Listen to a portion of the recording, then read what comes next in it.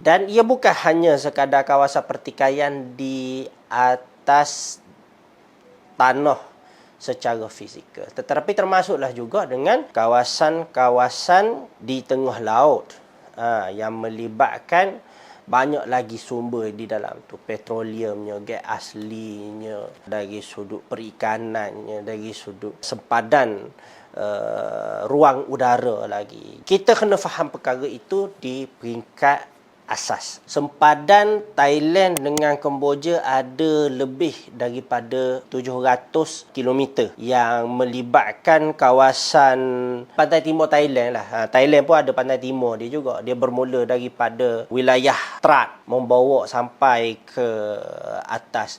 Dan itu sempadan darat. Kita belum kira lagi dengan kawasan-kawasan pertindihan lain yang ada di antara kedua-dua negara. Termasuklah juga pertindihan kawasan di tengah laut. Kawasan di tengah laut ni agak penting kerana kalau kita dapat tengok bagaimana Malaysia Thailand mengendalikan krisis di kawasan sempadan laut, Thailand dan Malaysia buat JDA, iaitu Joint Development Area. Kawasan yang dibangunkan secara bersama. Belah Naratiwat tu, dia berhampiran dengan Pulau Loshin. Penemuan petroleum, gas asli dilakukan secara bersama antara Malaysia dengan Thailand untuk mengelak konflik.